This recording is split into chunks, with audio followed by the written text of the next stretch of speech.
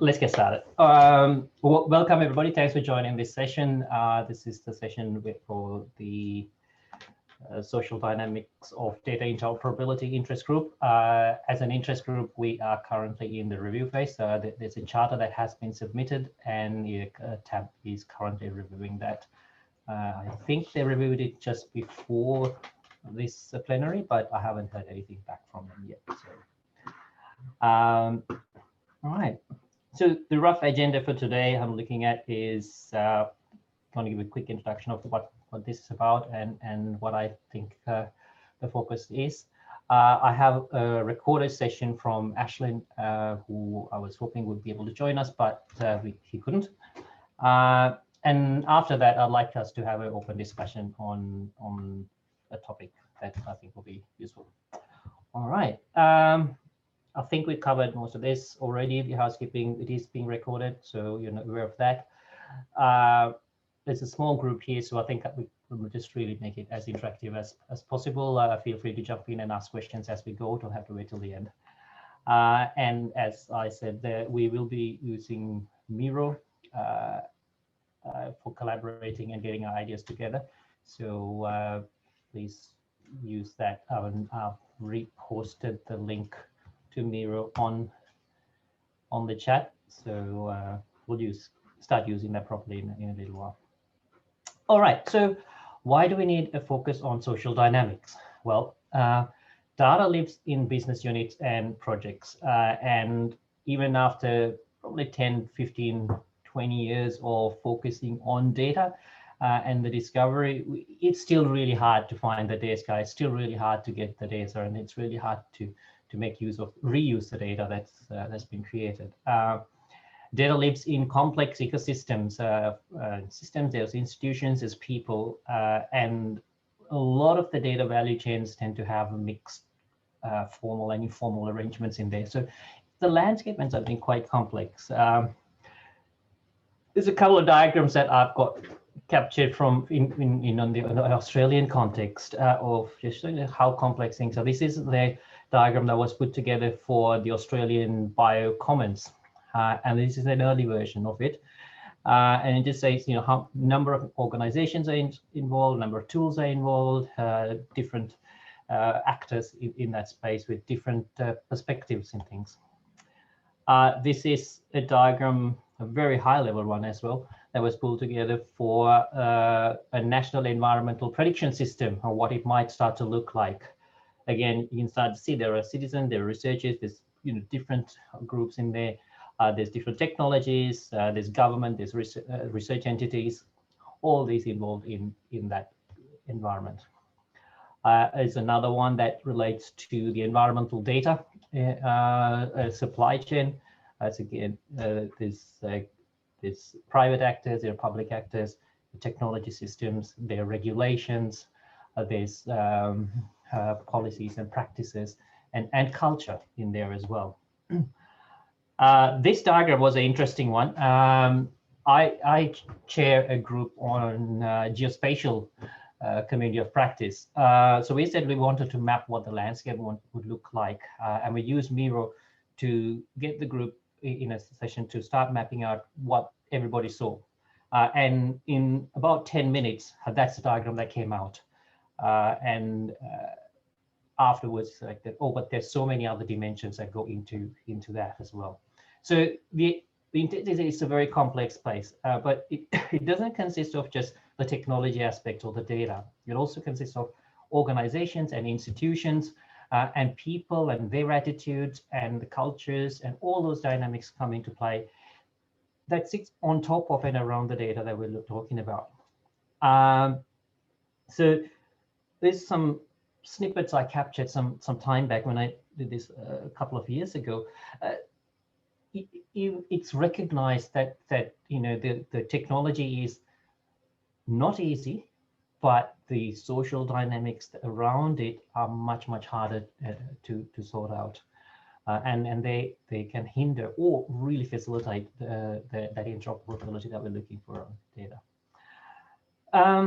Another perspective that I'd like to throw into this one, technology evolves, and I think a lot of people will be familiar with this sort of hype cycle curve that Gartner pulled together many years ago. There's a lot of dispute as to whether that's the case. But the trend of it is that things evolve from very novel ideas and new things to more mature, more well understood and common practices. But if you map that into the service management models, today the hype is, we've been talking about agile, and everybody talks about agile and say, we need to have agile and so on. But when you really look at it, it fits into different parts of it. Agile is really great on the early phases of something to facilitate that quick thinking, quick iterations. That's all great. On the other side, as you get through ITIL as a service management framework in the IT space, it's been around for a while. It's very robust. It's all about the stability and the robustness and so on. So it gets better on more mature ones. So recognizing that there are these different flavors, different modalities that you'd want to do that is quite key when you're trying to manage it. If you try to use Agile on the other side, I've seen many projects that try to do that. They build something fast, but it's not scalable. It hasn't thought through a lot of the aspects, and then you end up having debt that you got to recover from later. And vice versa, the other side of being in situations where people have tried to implement, the robust ITIL style frameworks on running research projects, and they just doesn't work. They just don't work, right? It just gets in the way. Another interesting thing to think about is this concept of the types of people. There are different people are naturally inclined in certain ways, and it's a person called Simon Wardley who's been promoting this and done some really interesting work in recent times around this concept of pioneers, settlers, and town planners. And there is sort of the personality types, I guess, of people. Pioneers are people who are really great at coming up with new ideas and going out there and exploring the uncharted world. Settlers are kind of people who seem to be really good at looking at what these people who are charging out there and doing, and being able to build something more sensible out of it and make sense of it and pull something that is reusable by other people. And town planners, these are the engineers, these are the people who can take something, scale it out to massive levels, and be able to make it really robust and really becomes the thing that you use every day, but you never think about because you just expect it to be there. They're the kind of people who build that. So understanding these ones and knowing which kind of person you want in which area is the aspect to think about here. So it starts to become very multidisciplinary when you start to think about it. It's not just the data, it's not just the technology around it, but it's all these other aspects that sit around it that make it either easier or harder to actually do that interoperability or that exchange of information or make it open, right? So the focus of this here is to start to think about, let's skip that slide, start to look at that aspect of data and the interoperability of data, right? Not the standards or not the technologies that are related to it, but the social side of it. What are the institutional dynamics that are at play? What are the people dynamics that are at play? What are the economics and all those other things that are sit around that to make it either easy to do or make it intractable to do?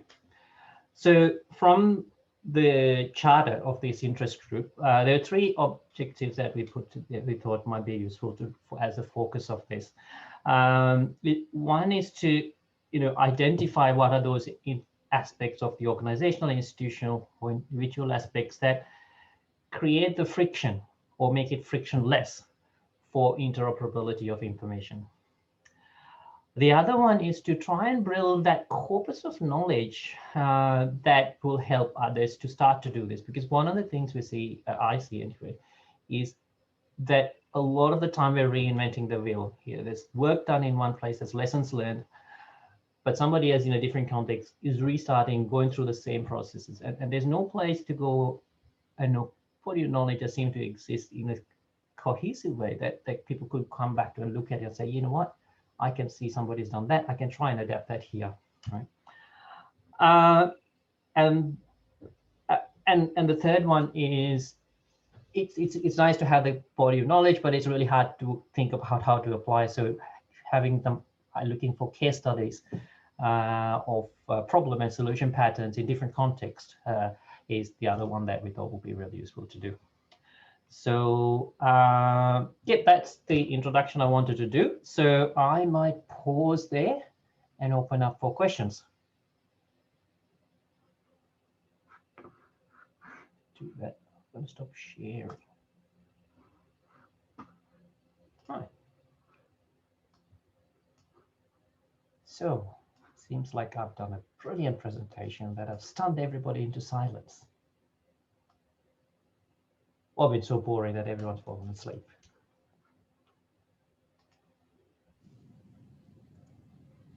No, it was good. I don't have a properly formulated question, but I was interested in this idea of like the service development and you needing different people at different stages, because I think that's definitely true. You know, like you have the people who can innovate and pioneer new ideas, but actually maintaining and running a service is quite different. And I was just thinking about that, how that intersects with this organizational interoperability.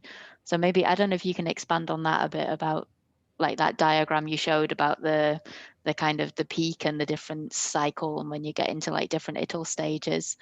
Is it maybe about the dynamics of who you have in your organization, or how does that play into the organizational interoperability?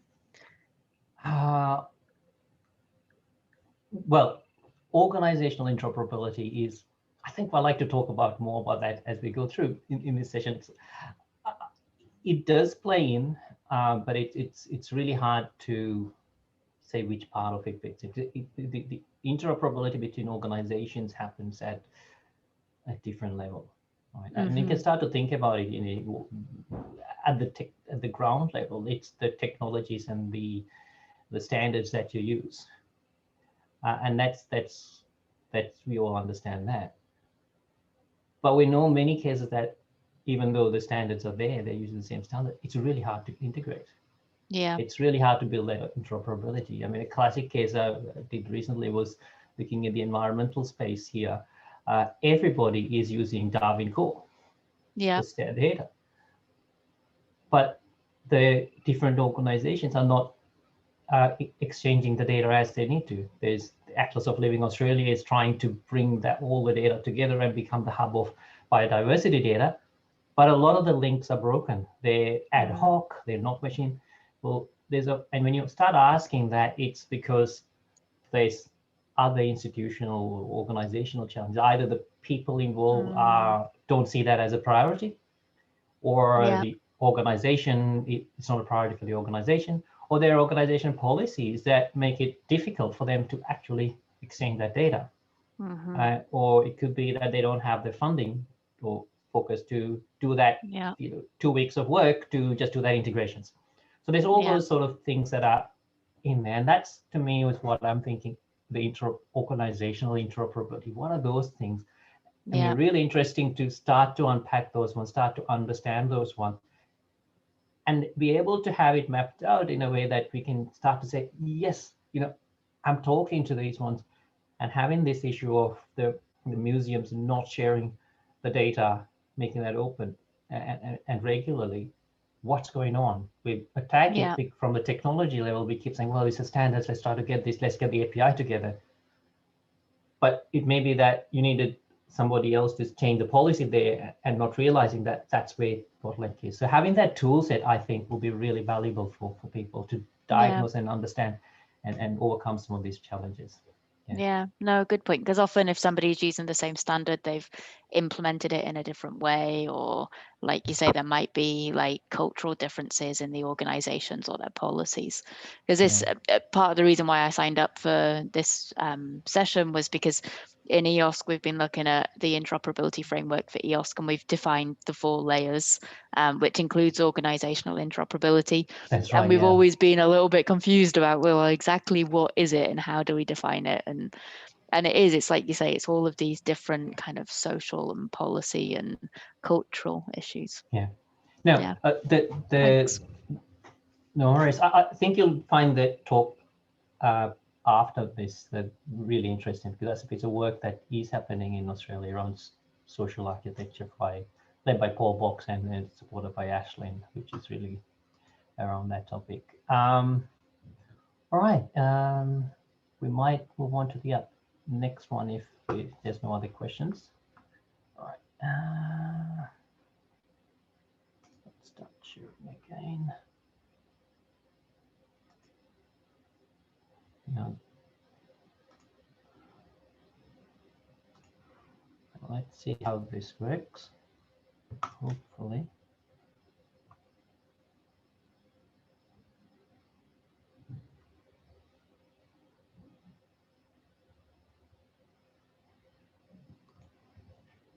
Hello there. My name is Ashlyn Lee. Can everybody see and hear the presentation that's going on? Okay, brilliant. I am a research scientist and social architect at the CSIRO.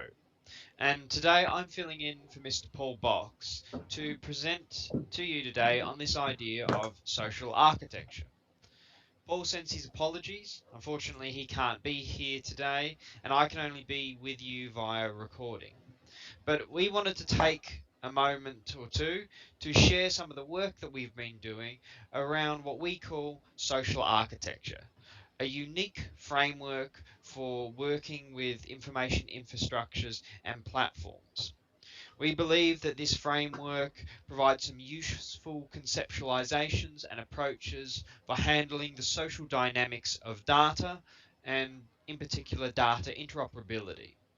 We'd like to spend some time talking about the background and the ideas of social architecture or SOC-Arch with you, and then share a case study with you that indicates. So let's start with a question. How do you design socio-technical data systems? If our goal is to encourage interoperability in a socio-technical system, how do we design the system to meet this goal? So there are no shortage of perspectives that give us some indications of how we build systems that are interoperable. And we might split these into technical and social perspectives. We know that interoperability is a socio-technical thing. It is the effect of the behaviors of organizations, institutions, and individuals. So already we're running into a problem here. The technical and the social don't marry up. There's not an integrative perspective yet. But let's just consider for a moment what these perspectives do provide us. So technical processes and perspectives like the RMODP or the Reference Model for Open and Distributed Processing or TOGAF, the Open Group Architecture Framework, are examples of technical perspectives that provide frameworks for coordinating the enterprise architecture for open and distributed information infrastructures or platforms. They set up how discrete technical components in the computational, technological, engineering, and enterprise domains fit together to create systems. Now, these perspectives are great for understanding and aligning the information architectures and engineering components, but they don't capture the social so well. So, for example, RMODP has a number of viewpoints, these being computational, technological, engineering, informational, and enterprise viewpoint. Now, they do the technical really well, but the enterprise viewpoint, where they start to consider the social, is framed only insofar as the business concerns relating to the enterprise as a whole. So this is a really limited lens to examine what's happening around a system and the kinds of behaviors and social contexts that might affect how the system operates. On the other hand, there are more social perspectives, what we might think of as design perspectives, from user and human-centered design, design thinking, and service design. Broadly, these perspectives focus on an empathetic engagement with users, prototyping their needs through cycles of iterative experimentation and design so that a final solution matches their context.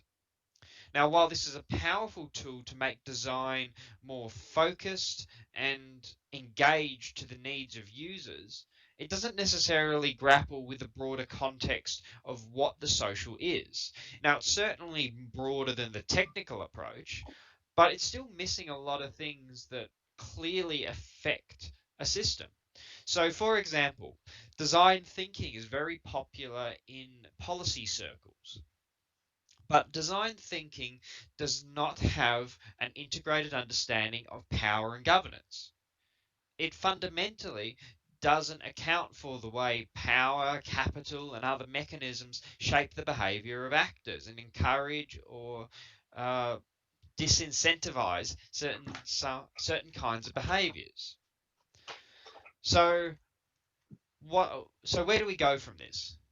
We know we need a socio-technical approach that combines an understanding of both technical and social, but more broadly than this, we need to understand what social architecture calls the political economy of data ecosystems. That is the broader context, the political economy, and the dynamics of data on a much broader framework. Now, to do this, we propose an idea of social architecture, the conscious design of an environment that encourages a desired range of behaviors leading towards some goal. Our environment is that of interoperability and information infrastructures, data platforms, and we are encouraging behaviors that are leading towards goals like interoperability. So let's go into the details of this. So social architecture is a multidisciplinary, practitioner-orientated perspective. It is academically grounded in that we draw upon academic literature and research to validate our thinking, but we are focused on how this might apply to practitioners and how a range of components relate to enable collaboration around information production and use.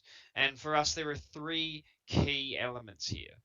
And these three key elements are the bridge between data and the ultimate outcome of data, that being value. And in bridging that, we bridge it through behaviors like interoperability, which lie across the technical, social, institutional, and economic. So, the three pillars of social architecture are the social, institutional, and economic. The social is how people collaborate, build, operate, and use information infrastructures and platforms, the behaviors, attitudes, and relationships they have with information technology from individual and collective perspectives, spanning things like the history and culture of a system, attitudes and behaviors of individuals and groups, and then specific issues like privacy, ethics, and social license. The institutional, the informal and formal norms, customs, standards, and regulations that shape community behaviors around data and information. And this includes the legislative, policy, governance, KPIs, incentives, and standards. And finally, there is the economic. The production, distribution, and consumption of information and services, recognizing that this brand of economics is unique and there are unique patterns around data supply chains, services, and platform economies. These three elements sit over an installed base of prior systems, prior learnings, and prior technologies, and other contexts which we must understand. So to contextualize where all this sits in our research agenda and in its application to different domains, we see social architecture as part of the CSIRO's Environmental Informatics Group's core strategy. We are working to address common digital and platform challenges that exist both in CSIRO and in the real world. These include the rise of big data, the data deluge, and social issues around technology, and understand what's happening in terms of the technical and information architectures. With all this in mind, we draw upon academic theory and literature to create tools that allow us to address the needs of specific domain applications and domain customers and groups we're working with. Through engaging with these groups, we validate our learnings, and this feeds back into our strategy, and we learn from our mistakes, and we're in a constant process of iteration. Some of the domain areas we've been involved with include digital environment, climate risk, natural hazard, national spatial data infrastructures, digital agriculture, smart cities, and data behaviors and the value of data for organizations. We've collaborated with a lot of government agencies, as you can see, the Bureau of Meteorology, Department of Energy Environment, Geoscience Australia, and we've also collaborated with academic groups, in particular colleagues of mine at the Australian National University.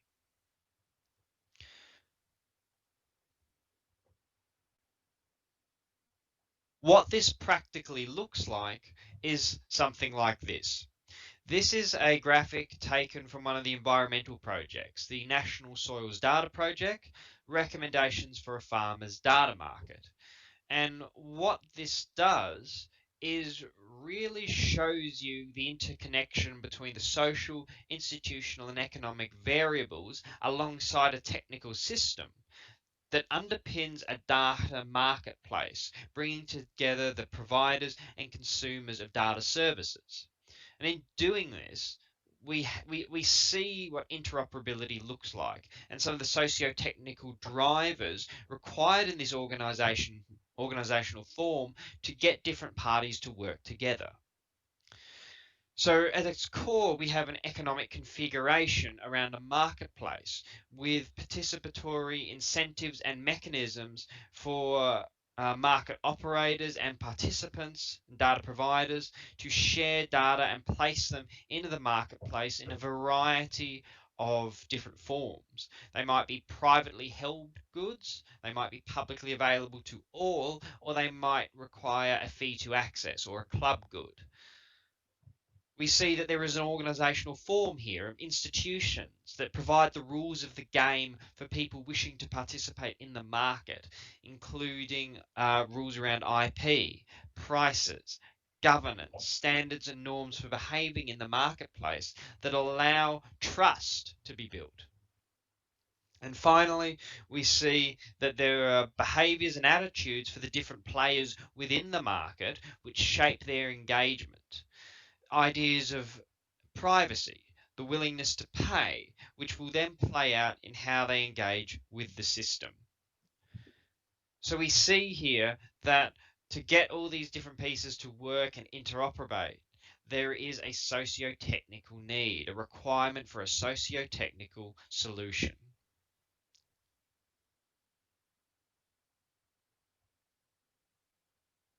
Now, let's turn now to another case study, and I'd like to spend the remainder of my talk discussing this. And the case study is AgriFed, the Agricultural Research Federation, a data cooperative funded by the Australian Research Data Commons, based at the Centre for E-Research and Digital Innovation at Federation University in Ballarat, Victoria, Australia. It's a $1.4 million project with $800,000 of funding coming from the Australian Research Data Commons and $600,000 or so from partners. The problem that AgriFed set out to address is the boom in digital and precision agriculture and the growth of data that growers, agronomists, researchers and industry have in terms of their data assets. There's now so much data flowing through digital agriculture. There is the data deluge occurring. And people want to make use of this data. but data siloing, data duplication, lack of data quality, high costs associated with digital agriculture limit the potential value of data. The need is to improve the fairness of data. Fair being the data standard of findability, accessibility, interoperability, and reusability. By making data fairer, we make it more valuable. The approach was to use social architecture to design a governance system, a socio-technical governance form that aligns social and technical aspects around fairness to address these problems. And as a part of this, we're creating interoperability between data provider communities and this socio-technical system. Now, AgriFed is built on cooperative principles and it won't suit every situation, but we think it's a very elegant solution to the fair problem and as a means of generating value from the data and also as a demonstration of an inclusive governance form. And this is what that looks like. So let me walk you through this graphic. On the left-hand side, we have data providers. Now, AgriFed does not hold data. It involves independent participants who have autonomy and control over their own data assets in their own trusted repositories. The repositories are trusted through data provisioning policies and alignment mechanisms. So to be involved in AgriFed, you need to comply to a certain standard, and these are set through certain policies. You need to have data that meets a minimum fair standard and a minimum trust standard, as defined by core trust seal technical principles. So imagine you're a data provider and you want to get involved in AgriFed. That's the minimum standard. You register your data and it then joins a catalogue of data assets. This catalogue is accessible via a web portal to users who can then browse that data, and if they want to work, analyze, and value add off that data, can draw upon it in negotiation with the data providers. This is the technical side. But underpinning all this, there is a social side. And the governance form of AgriFed realizes and creates the fairness and interoperability here to make this solution work. Now, you'll notice we have a number of things here. We have alignment processes, as I mentioned, which are standards for how the data comes through. We have policies that govern how AgriFed operates, and we have two levels of this, steering and rowing, and then we have governance roles and membership into the governance form, the authority structures, decision rights, and the substantive roles.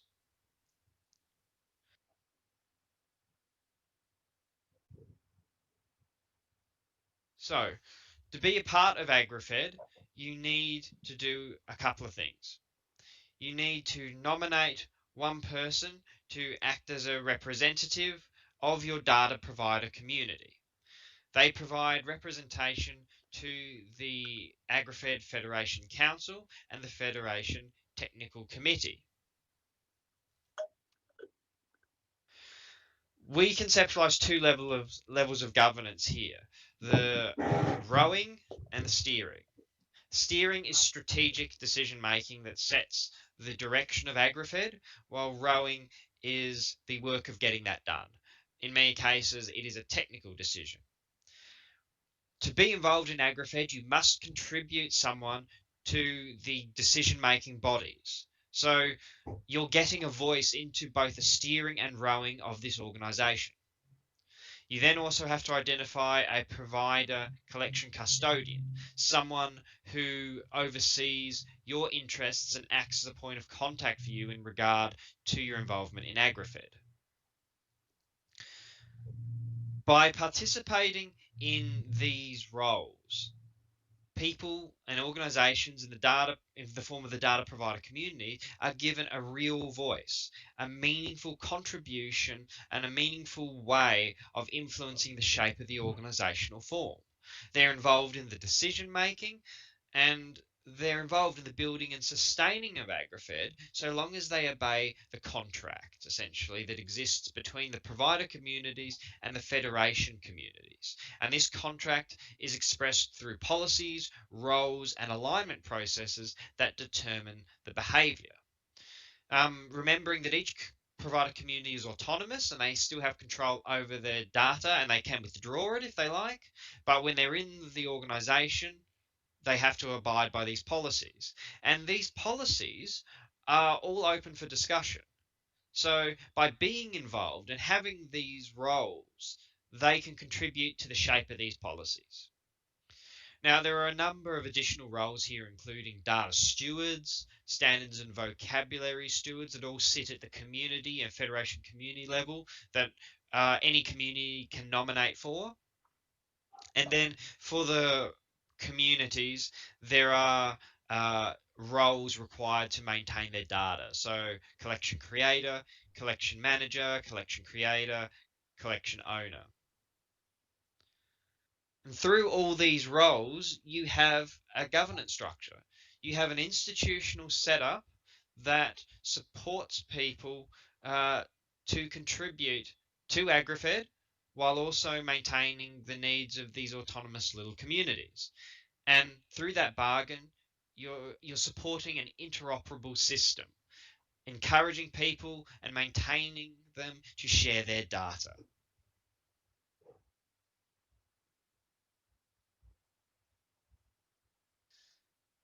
So, to conclude, what I hope I've done is share with you the idea of social architecture and how we might understand it and how it facilitates interoperability in the organizational context, particularly through developing socio-technical mechanisms and recognizing the political economy of data ecosystems.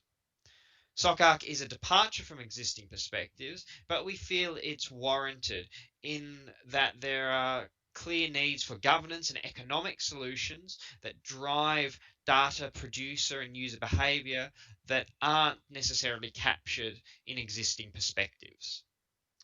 The next steps for us are to develop patterns and anti-patterns, which are common configurations of success and failure around data behaviors on platforms and information infrastructure, so we can reuse these more easily in our solution design. We would like to explore more domains and continue to develop our knowledge there. And finally, we'd like to extend the invitation to work with us on anything you found interesting here. We're always open for a chat, and if you've got a case study, an article, or idea that you would like to run by us, we'd be more than happy to have a chat with you. If you're a practitioner or a system owner wanting us to be involved in a project, we're always welcome to talk BD. Or if you're wanting to publish and explore this academically, we'd love to hear from you as well.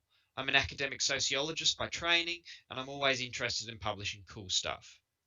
Thank you so much for listening, and thanks so much, Karan, for organising this session. Thank you all very much for listening.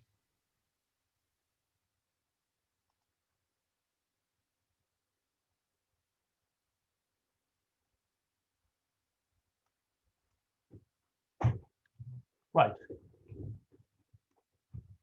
Well, I hope that was useful and interesting.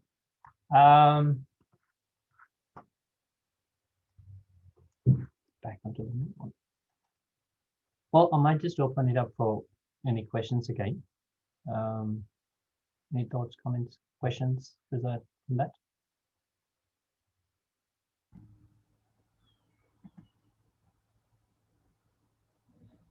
Hi.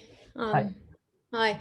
Yeah, thank you for that. And thank you for the session. This is also very interesting. And when I was watching the presentation, well, both the presentations, I was thinking about this idea in social network analysis about the strength of weak ties. And in that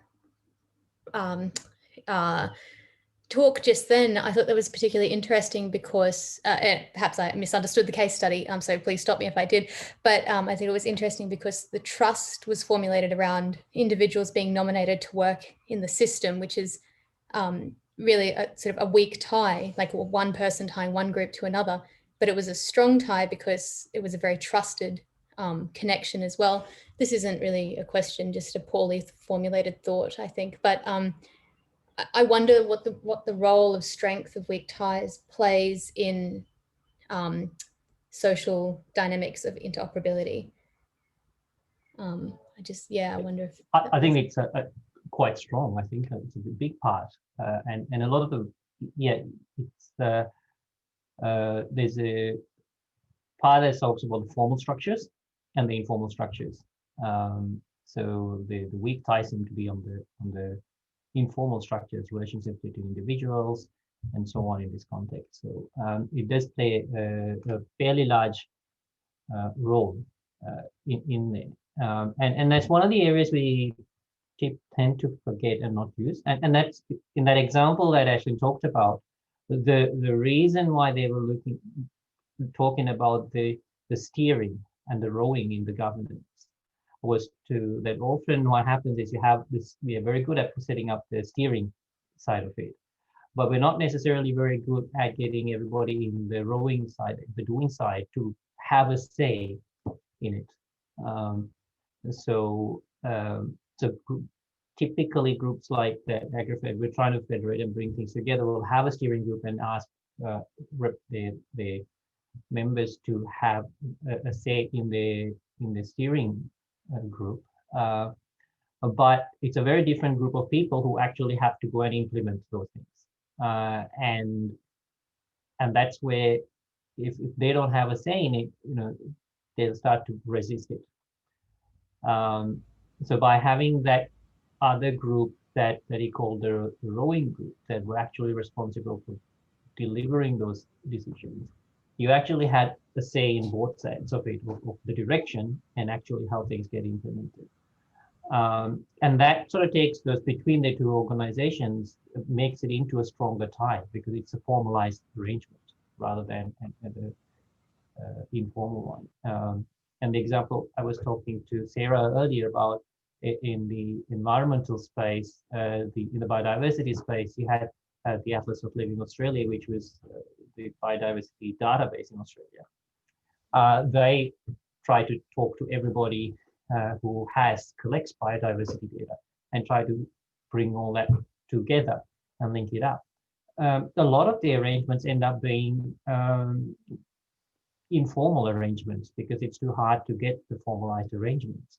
So it relies on those weak ties between the individuals to make that happen. Now, when the individual changes or they change role, then that whole mechanism falls apart, right? So while the Atlas of Living Australia is a very valued resource because that gives access to this amazing amount of biodiversity data that's in Australia, all the way from government data to research data to social citizen science data.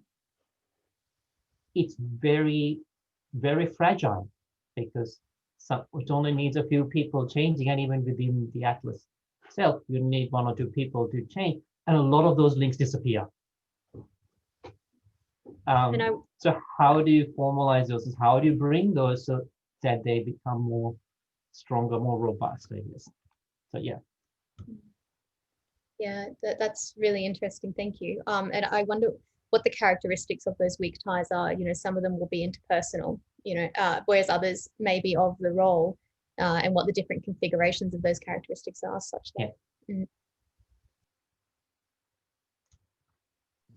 Yeah, I was just going to pick up on that same point. I thought it was really interesting how they'd got people involved in the AgriFed governance and the steering and the rowing, because I think often it's that human side that's kind of missing.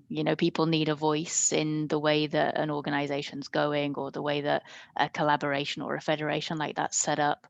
But actually, when you were reflecting, Kieran, on the difference between the steering and the rowing, it actually made me think about some of the challenges we're facing in EOSC, that, you know, we have representatives on the steering board, or we have every member state represented, but actually there's a disconnect between the people in the governance and the people who are implementing.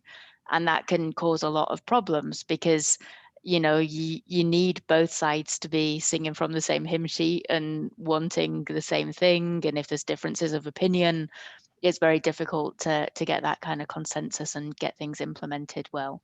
So I think that's a really nice thing to take from the AgriFed model about, you know, making sure that you've got people not just in the kind of strategic side, but actually in the implementation side well represented, and to try and, you know, have your basic rules that you've all agreed, and yeah, get everyone behind those and conforming to those. Yeah, definitely.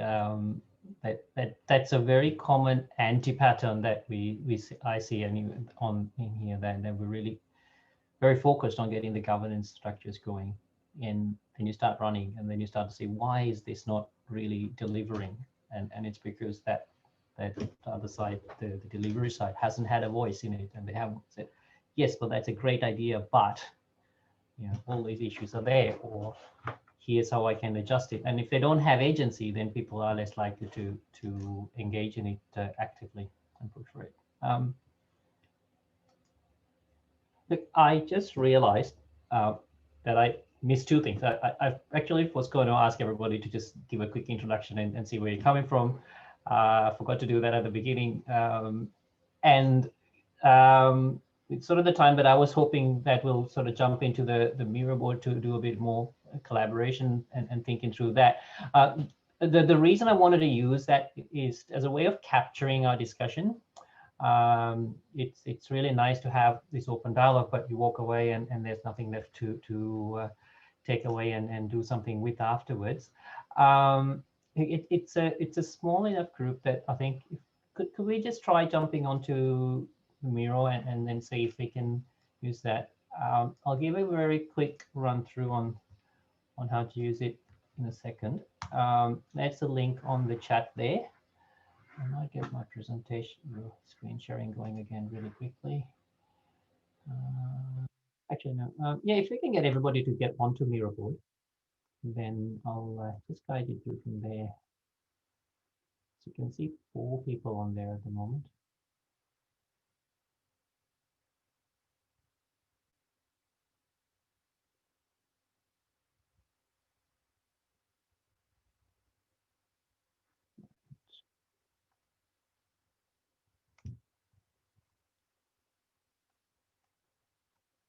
Is everybody able to get there? Is anybody having trouble? No, I think I'm there. Okay. All right. So what I'll do is, if I can get everyone to come and look here. All right. So I've just given here a quick run through of how to use Miro, right? So on the left-hand side, you'll see a set of tools, the fairly common ones. I think they're fairly self-explanatory in there. If you click on the sticky note, or there's a shortcut key for that of N, it'll create a sticky note. So if you want to try that and get a sticky note up on here, and so if you can get your name, your organization you're from, your email, and just for some fun, a book or a podcast or something like that you've read recently that you found interesting.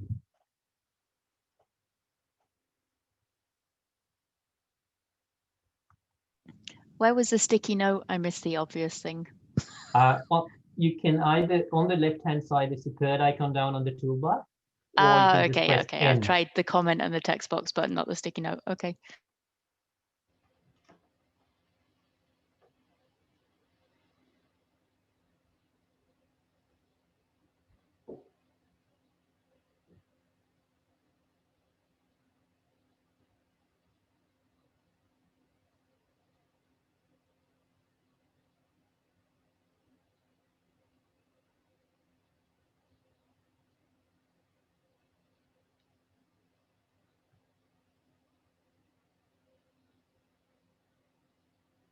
Brilliant. Looks like everyone's good. Someone's learned how to play with the fonts as well, so that's great.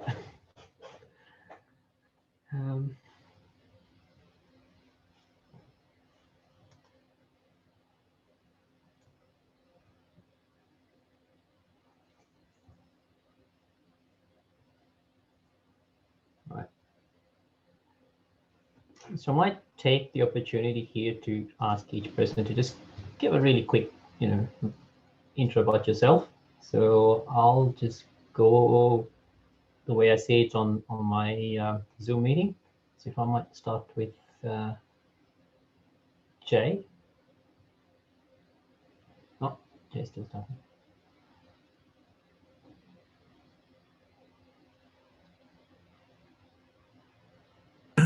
I had to unmute myself, excuse me. I'm Jay Perlman, and in this area of data, we're doing work in the value of information and its impact on society. So we're looking at particularly space data being collected, and we have a small international group that uses various economic models to determine if we can model the value. And it's working. We're setting up a repository to collect use cases. We have just created a research topic in the Frontiers Journal. And so there's some nice activities for a team like this to engage with us. So that's the economic value of the data. Is that what you're... Right. It's the ability of the data to have an economic and social impact. Oh, right. Okay. Out to the deciders, the decision makers, and support their decision process. Right. Yeah. Yeah. That's a very interesting topic. Crystal, did you want to go next, Crystal? Hi, I'm Crystal. I'm from the Melbourne Data Analytics Platform at the University of Melbourne. And my background is humanities and social sciences. And at the Melbourne Data Analytics Platform, we sort of work on short-term research collaborations with things to do with data, really, as the name suggests. But yeah, so my work is kind of in that intersect between the humanities and data. Right. Thank you, Crystal. Ian's next on my screen. Hi, I'm Ian Form at the National Cancer Institute in the US. I work on our cancer research data commons. I've been involved in RDA in various ways for probably about 5 or 6 years on and off, but I haven't been to a plenary in about a couple of years. The thing that drew me to this session is work that we've done on collaboration and some training, and the kind of lead into that was something called radical collaboration.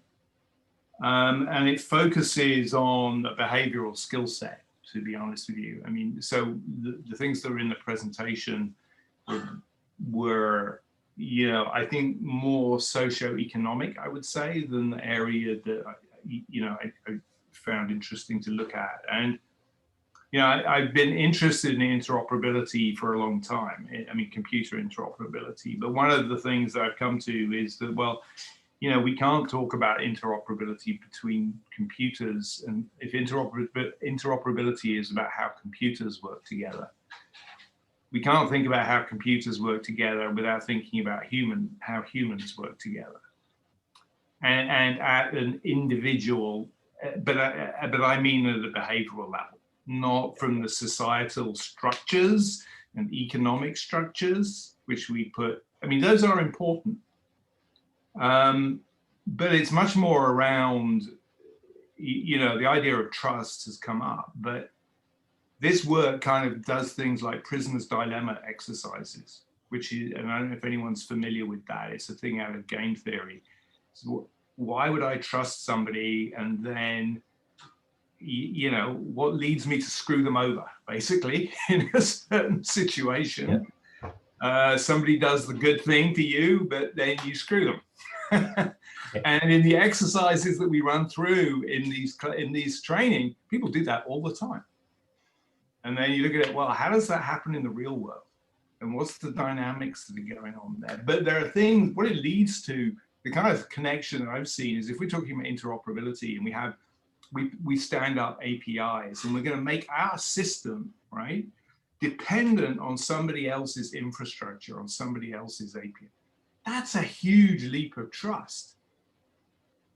And I encounter many engineers who won't do that. I mean, the reason we end up duplicating a lot of things that we do is because of trust, because we want to have control of it. So what does it take for us to let go and not want that level of control, and to work, and to do that, you have to focus on how you behave as an individual in that dynamic. And so looking at that individual level of behavior is something that, you know, I think is important. And I wondered if that was something that in this group that you're looking at. Absolutely. You know, that's very much part of what we're thinking about. And, you know, that'd be great to get some of the work that you'll have done and the examples that you've got and into the mix here, to the discussion here. And be nice to, you know, if I don't know if you've done any work around the patterns that come out of these ones and the anti-patterns that you see. You know, I'd be really keen. Yeah, I mean, I know well what patterns and anti-patterns are. I've probably got books on those shelves behind me that cover that stuff. But yeah, yes, maybe in the anti-patterns book, there are some things which reflect from these levels of human behavior. But I think that's the kind of thing here that'll be. I think it's the kind of thing that'll be really useful for a group like this to have, is to capture and you know, have some of these artifacts through RDA that show the common anti-patterns and common patterns at that level, so people can look at those ones and say, yes, I'm trying to do these things, and here's the behavioral aspects that I need to consider, or here's some of the patterns I see, and here's some of the solutions that I could probably consider applying to them. Yeah, I mean, you know, certainly patterns of behavior is something that fits with, I think, the things we're talking about. Yeah, I'd not really thought it through in terms of the anti-patterns work, but that could be, yeah, worth exploring. Sure. Thank you, and that's great. Sarah, you're next. Great. So I've kind of introduced myself a little bit before with the questions I asked, but I'm Sarah Jones. I work at Géant in the Netherlands. And my main involvement and reason for coming to this is because of work I do on EOSC, so the European Open Science Cloud. I chair the FAIR working group there, and we've been developing the interoperability framework for EOSC. And that's covered, you know, technical, semantic, organizational, and legal interoperability. And it's been that organizational interoperability, some of those kind of social connections and rules and the policy level, which we found hardest to define and to set a kind of a framework for. It's been a lot easier in like the technical sense and the semantic sense. But I think, well, we do have parallel groups, like we have a rules of participation group. And when the presentation was being given on AgriFed, I could see a lot of parallels there. So maybe some of the things that we're needing to cover in that interoperability framework are actually done in parallel work. And we need to just reference out to those and what it is, you know, what it means to be a provider or a user of EOSC. Yeah, great. No, and that again was one of the things, if we can draw out those things that people have done elsewhere and not reinvent the wheel. Yeah, brilliant. Thank you. Murray, did you want to go? Hi, I'll just start. Hi. I don't know anything about social stuff, but I'm the head of interoperable e-infrastructure that we built for the past 10 years. And everything which has been described by the previous speaker, basically we've done it. And so I believe that everything, I mean, we have a decisions are taken collectively. Basically, everybody in the network takes decision. The platform we've built interconnect databases from all around the world in atomic and molecular physics. I will put on the chat what who we are. Oh, but sorry, I didn't introduce myself. I'm from Paris Observatory. I'm not an astronomer. I'm a molecular physicist in France. And our concerns, in fact, was the fact that people, I mean, we've spent a lot of money 3 million or 3.7 million. It's not a lot compared to Géant, of course, but I found it's a lot of money. We built something which is kind of sophisticated and can be improved. And then from the user side, we don't see so much excitement. People are, I mean, we provide easy way to access the data, to understand the data. And still, we don't see that people do not use it very much. I mean, or they use it to discover data and to find data, but then, I mean, you know, people have codes, for example, and they could make the effort to be interoperable, and they don't do it, and they have all the means to do it. We even bring support if they want to have support to understand what we are doing. We are open for, we have time for that. We take time for that. And still everybody works in their corners, and the application fields in our case, it's like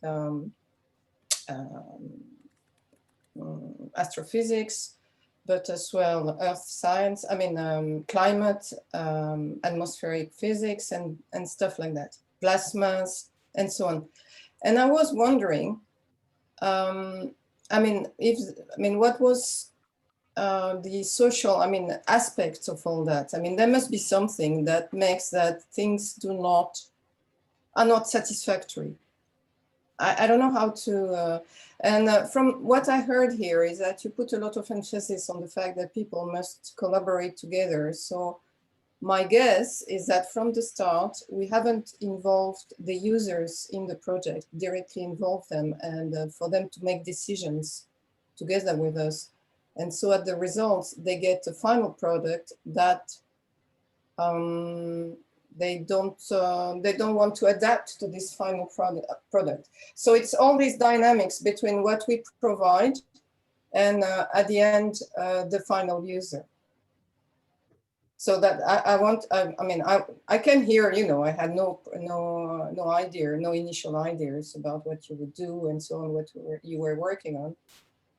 But I want to understand, because we want to try to provide the best services and try to really be useful.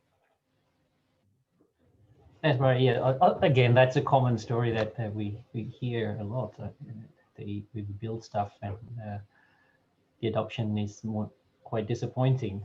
I know in Australia, when we did the virtual laboratories, we had, I think, 20 of these ones that were funded. Some were ragingly successful with the users, and the others not. Technically, they were all really innovative and really valuable, but there was a part that was missing in some of the engagements, and some of them turned out to be that it was difficult. The solutions that were pulled together were really useful, but there were other dynamics at play. So in the humanities section, there was a platform built around sharing data and interconnecting and graphically visualizing the data. But the participation on that was fairly low, and it was very hard to get because of the fact that people felt if they put their data up there onto that and started using it, then it becomes more accessible. And then they lost their advantage in being able to do the research. So being able to privately keep that was more valuable. Yeah, I'm not talking about that, because from the point of view of our community, it's no problem. I mean, people are joining even from other fields than initially what we were doing. I mean, we have just published a paper on that.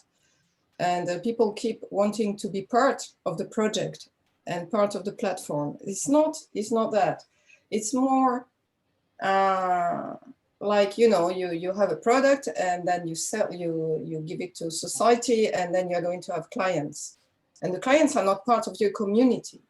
This is not the issue to share data or put data online, or it's not this one. What I'm talking about is to try to understand the dynamics between the producer and the client, between the that's why I would like to understand what triggers, what triggers really, or what we can expect. Maybe there is nothing to trigger. Maybe what we can expect really from offering services. I I don't know. I don't know if I explained myself correctly. I'm sorry. It's late here and I'm tired. Can I I understand. or a question about it? I mean, it sounds very like in the situation. So I don't understand it sounds like the people who you're not exposed directly to the clients in some way, right? You're supporting perhaps with some infrastructure that somebody who's building some resource uses your infrastructure and they have clients, right? And so this question of usability and empathy with the user is something they have to do, and you're remote from it, which I can see is a problem for in your situation. That's a good point. That you have that level, that you're one level remote, right? By the sound of it from those people. Is that essentially the problem? Yeah. I mean, that's a good point. Yeah, the fact that we touch so many. I mean, we collect. I mean, we interconnect very different databases that have different kind of clients. In bracket clients. I mean, most of them are academics. Some of them are industry. I was going to ask who is a client. Yeah, the client is academics, other research fields, like astrophysics, climates. The climates can be research in lightning and so on, plasmas, fusion, and so on. Or it could be industries working in those aspects. And when you say client, are they a paying client? No. They're a user, right? They're a user. They are users, yes. I say clients, but they're not paying. No. They are users, and there are very, very different users from very, very different communities. And I know that in itself, the platform attracts the people who produce the data. So in a sense, I guess, because of that, themselves, each producer, each person who connects the data and their resources to the platform gets something out of it, because we don't give anymore any central funding, and they're still there and they still participate. So they must use what we have done for their own, for example, to apply for grants or nationally or internationally or stuff like that. So there must be a deep interest in participating to the project. But when we have to give, but we don't, I mean, we have the feeling that we are not in contact with the users, and we are not sure that the platform itself and the services which are offered are useful. And we don't understand the dynamics, but maybe that's very simple. And the simple point is that we are not in contact directly with the users. Each and maybe it'll be, and that might be just that. And maybe what's useful is to be able to have a set of tools or lenses that you can use to start to understand this and unpack this, isn't it? Yeah, it would be nice to be able to understand. And we are, I mean, I have no social background, studies, so I have no idea. Yet we are building these kind of infrastructures and these kinds of services, and we're trying to understand these ones. And the problem, that what needs to be focused and maybe solved somewhere else is, I mean, certainly it seems like Ian's done a lot of work on that behavioral aspects of what happens, and I'm sure he has a lot of tools and techniques that might help diagnose some of those challenges and think through that. Okay, so I'm going to, so basically you work on that, and we can get in touch with you to try to understand, to see what's feasible, or collaboration, stuff like that, or work in within this interest group. Well, the idea of this interest group is to start to tease out these kind of challenges and issues, and start to bring the knowledge together so that we can start to use. Okay. That's the purpose of why this is, and we're at the beginning of the journey, so there isn't anything there. But I think there is enough experience and knowledge out there that just hasn't brought being brought together. And if we can do that, then we have some way to go to start, when you have your problem of what's going wrong with my users, you got somewhere to go to start to think about it, and so on. I might move on to Una. If you could give a quick introduction. I think we're going to. You still there? Yeah. So like Marie-Lise, I'm also a physicist by training. I have no background in the social sciences. And I'm working on a new project, the Helmholtz Association in Germany, which is working on metadata across the association. And we're just starting, and we realized that no one in the project has a background in social science, but it's something we desperately need if we want to affect change or affect the change that the project needs to. So yeah, that's why I'm here, to try and learn something. Right. Well, I think you'll find an interesting discussion more than being able to do at this stage, because we're really at the start of it. One thing I wanted to ask is, I was going to pose a few questions and we use the Miro board to capture them. But I think what would be useful is if we just, as we're going through, I just put sticky notes there with saying, here are the things that I'd like to think about and talk about, because we can start to use this as a forum to discuss each of those topics in more detail as we go forward. So I'll just get everyone's screen into one place. If you just sort of come here and start adding. I may not be able to put a sticky note in, but just to comment on Una's point. I mean, we don't, none of us, right, who trained as scientists, right? I'm a biologist. None of us got trained on social sciences, but I think what we can all fall back on is the fact that we're human beings, and that it's our humanity that, what I mean by our humanity, we've all got an understanding of how to be human just by living, and what we're falling back on is that essentially, one doesn't need an advanced education in social sciences, I think, to deal with this. It's trust your instincts and your emotions, and working with other people. Now, I will say, for my part, I had to learn some things about working with other people that maybe, depending on your upbringing, depending on what your training is, that we don't. And I think we get less of that in science than if you're educated in the humanities. The humanities study books and literature which talk about and focus on how people interact with one another. And as scientists, we don't do that. So we miss out on that.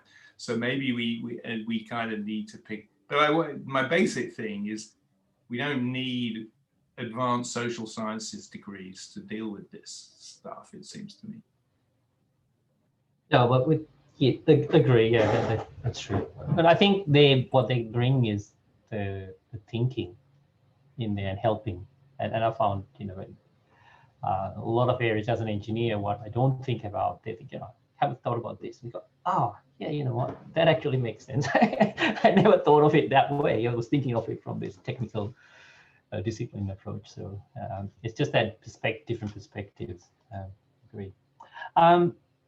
Magdalena, if you can give a quick introduction to you and what's of interest to you, that'd be great.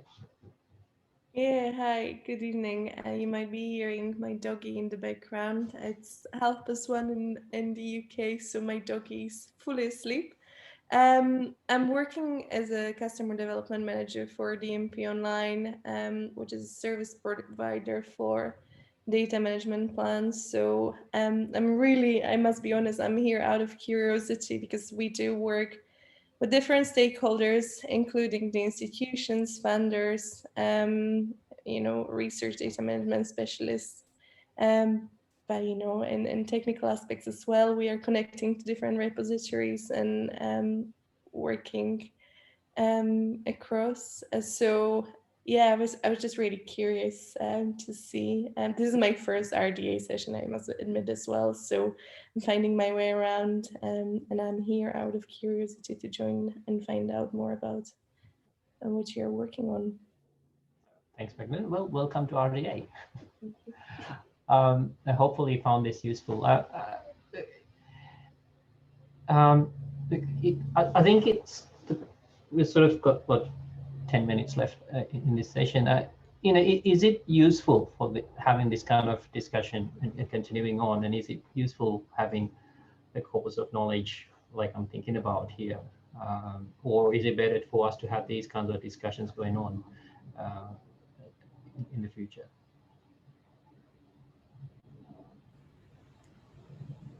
Well, I'm really enjoying the discussion, so I vote for, yeah, it's useful, yeah. Yeah, no, I think the discussion's been good too. So you did mention before you have an interest group case statement in, and that's kind of with Tab at the moment. I'm trying to remember back to your presentation at the start, and I can tell it's early morning because my brain's a bit fuzzy. But what were the outputs? What is it that you're wanting to collate in the interest group rather? Is it like just the understanding of those different challenges? So as you've described before, you know, like the trying to see the different patterns, like the patterns and anti-patterns, and see how we can maybe help people navigate those implementation issues? Yes. So there were 3 parts to it, and one was the discussion on these topics, because you know, as RDA, we do have a lot of discussions around the technology side and the data standards. We don't seem to have a lot of discussion in groups in here that discuss it at that social level. So one was that. The other one was to start to pull together this body of knowledge here. So you know, I think the work that Ian's done seemed to have done a lot of work in the behavioral side. You know, can we bring that and make that available, or point to that from here, so people have that as a go-to place and can start to look at that.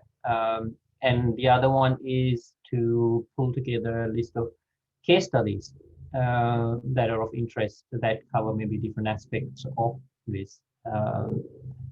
You know, Mary Lace's one seems like an interesting case study of, you know, we build these things, here's the challenges, and yet we have this challenge of the users having not adopted it as much as we'd like, and something there.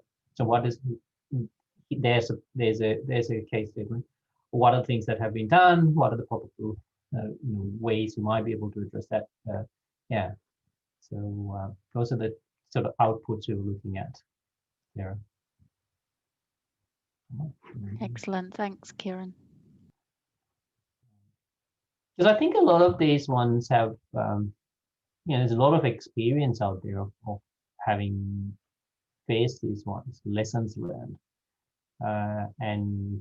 and ways around it that people have used, and different ones are at different levels of evolution, I guess. It'd be nice to have those there. And I keep talking to Rob about this thing. You know, RDA will be an ideal testing ground for something in this group, because RDA in many respects is a mini ecosystem of what's actually happening out there. We're all coming from different organizations, trying to collaborate on something common. Yet we have our own institutional incentives and drivers and disincentives in there. We have our social behavioral changes, our attitudes, all there. So yeah.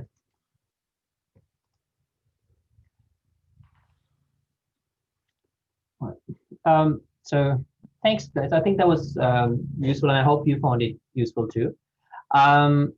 So where I am at with this is I've got a chart. I had a couple of people who had agreed to be co-chairs on this one, and RDA needs a number of co-chairs. Unfortunately, between January 13, when we got initiated the idea, and a couple of years between, the co-chair had changed roles and so on, and he's dropped out. So I'm also looking for anybody else who might be interested in co-chairing this group with me and taking this agenda forward. So if you are interested, just let me know. It'd be great to have a couple of people think through this with me. What's the best way to communicate, Kieran? I sent you a message through the RDA site, though I've lost track of where those messages go and how they show up, whether they end up in anyone's email, whether we have to check on the RDA site for those. So refreshing myself on how we was that today, Ian, or? Yeah, I sent something this morning. Yeah. All right. But mine more. Maybe. Right, maybe that dropped into my email, which I haven't seen yet. But yeah, you can just get through to me. I'll just put my email up there. I can get me on there. It's probably the easiest one to get me on. So the RDA, there's a group page there that you can send messages through. I think that's probably the other way too. But if you you can join the group through that, which will be really useful, because then there is a formalized method of communicating in there. Yeah. And also, Ian, on the mirror board, you'll find my contact details in there. Just go get my email address.